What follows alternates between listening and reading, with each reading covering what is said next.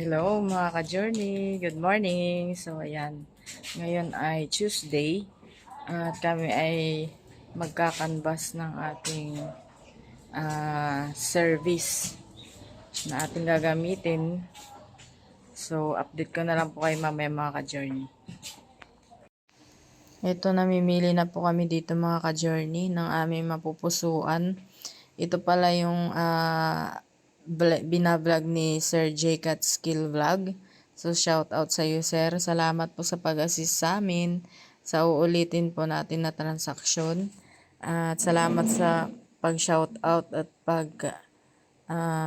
pakilala sa akin sa inyo mga subscribers. Yes, thank you. Salamat po ng marami. So, ayan mga ka-journey. So, nahirapan po kaming mamili kaya medyo natagalan po kami dito. Hello mga ka-journey. Welcome back to our channel. So, ngayon ay nag-aasikaso kami ng requirements pagkuha ng LTAP. So, sa mga gustong mag-renew, PM lang po kayo or comment down below sa ating vlog. Thank you. Update po kayo mamaya ulit. Mga ka-journey, good morning. So, on the way tayo ngayon sa kukuha tayo ng certificate para sa ating safety gun shooting bang tawag doon. Basta isa yun sa requirement ng ating pagkuha ng LTAP. So, ayan. So, on the way tayo ngayon doon. Kasi, pag wala yun, baka hindi tayo i-allow na mag-renew. So, ayun yung isa pa sa mga process. At kahapon, yun nga, sinurinder natin ng ating mga units sa police station. At tayo in-assist naman nila ng maayos. So, may receiving copy ako dahil mayroon din silang certificate na binibigay na need din sa karami. So, aking pong itatakil kung ano yung mga needed or requirements sa ngayong 2024 for renewal of LTAP. So, stay tuned lang po kayo mga ka-journey. Ayan aking body for today's video. So, ayan. Thank you po. At stay tuned lang po kayo mga ka-journey. Hello mga ka-journey. I'm back. So, ayan. Kami ay umuwi na. Gawa ng nagre-renew pa lang ng permit ang mga nagkakandak ng seminar for gun safety. Kasi isa po yun sa requirements ng pag-renew natin ng LTAP. So, hindi po muna natin siya mapuproceed kahit na gustong-gusto ko na pong mag-renew. Wala po tayong magagawa kasi ngayon ay January. So, renew talaga ng mga permits. Kaya ngayon, tayo ay maglalaban na lang muna at yung mga gagawin muna natin na pwede natin gawin para maging productive pa rin ang ating araw. Ngayon po ay Thursday po ngayon. So, ang oras natin ay 12:39 na ng hapon.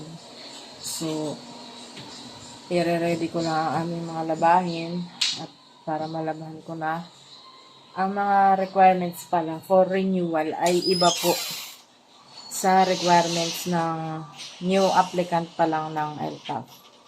So, ang requirements ko mga ka-journey ay yung certificate ng safety gun, tsaka yung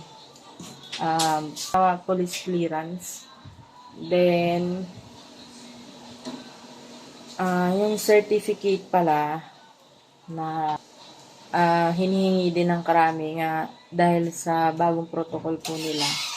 Yun ay iso-surrendered mo yung inyong mga units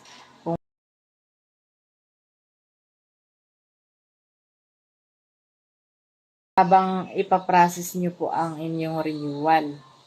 Ganun na po ang protocol na bago ngayon. Sabi sa akin ng mga staff sa police station kahapon dahil nagpa-assist nga po kami. By the way, thank you po sa mga nag-assist sa amin kahapon. Isha-shoutout po natin yung mga nag-assist sa atin kahapon. Si Patrolman Daing po. And then sa station, si Patrolman Parasdas. So, shoutout po sa inyo mga sir. Insert po natin yung ating mga picture kahapon. And then, yung office in charge nila ay si Sir Jack E. Angog. So, yun po yung kanilang officer in charge kahapon sa police station ng Imos.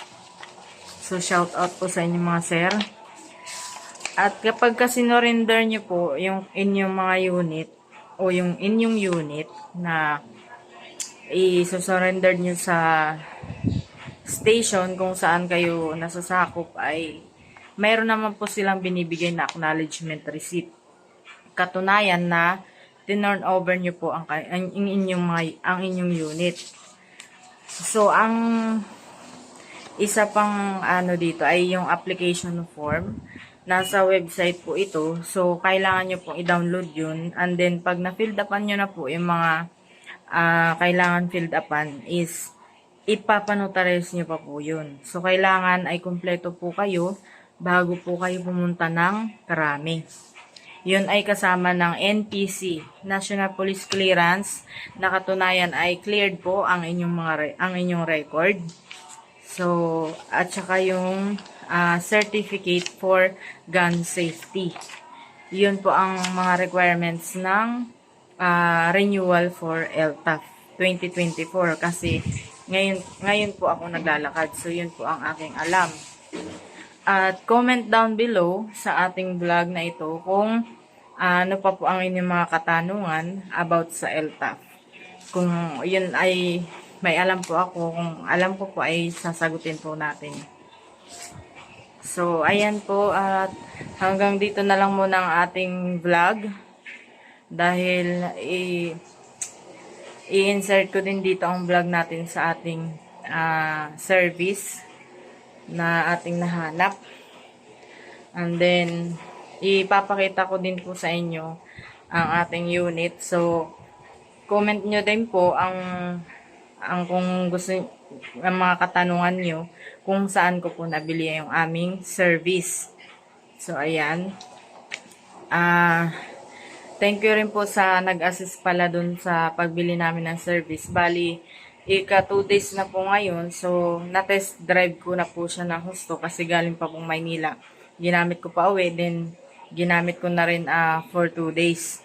So far, maganda naman ang kanyang makina at saka yung mga ibang features at feature ng sasakyan. So, maganda naman. Ipapakita ko lang po sa inyo mga ka-journey. So, ito yung unit mga ka-journey. Kung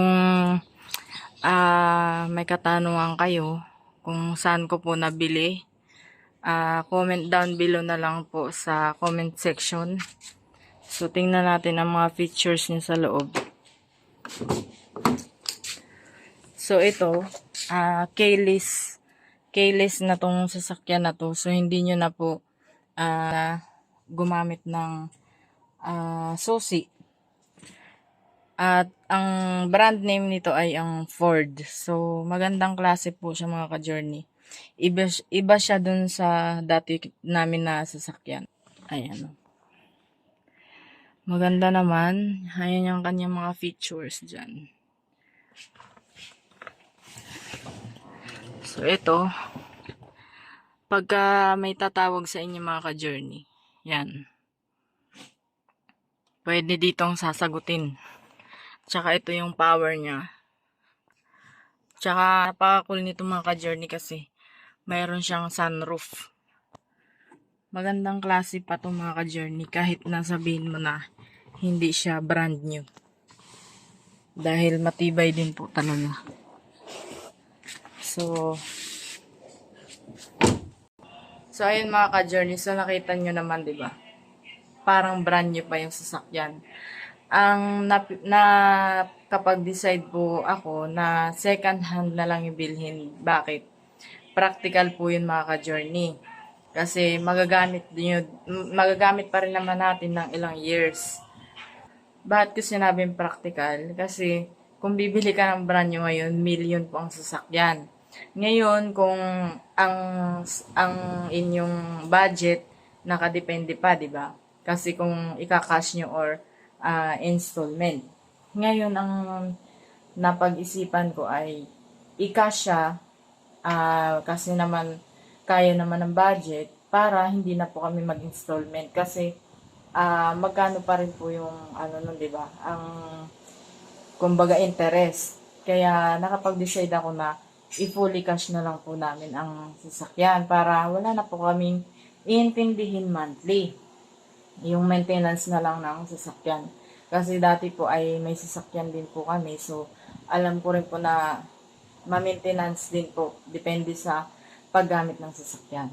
So, yun mga ka-journey. Comment down below sa mga gustong magtanong kung saan ko nabili. Para ma-recommend ko po kayo dun sa aming nabilhan ng sasakyan. Magaganda ang mga yun nila mga ka-journey. Ako mismo ay nakabili sa kanila. So, alam ko po yung experience sa pagbili ko sa kanila nun. Tsaka, yun nga, salamat sa vlogger kay J. Cat Skills Vlog. So, salamat po sir sa pag-assist at sa may-ari din po. Thank you po sir. At sa uulitin na ating transaction. So, shout out po sa inyong dalawa, sir. So, maraming salamat. Hanggang dito na lang ating vlog at masyado nang mahaba. Insert ko na lang po ang mga ibang videos na ating isasama sa vlog. So, maraming salamat mga ka-journey sa suporta at update na lang sa mga ibang aming mga event or mga gagawin sa ating mga buhay-buhay. So, ayun lang mga ka-journey. Thank you. Have a great day.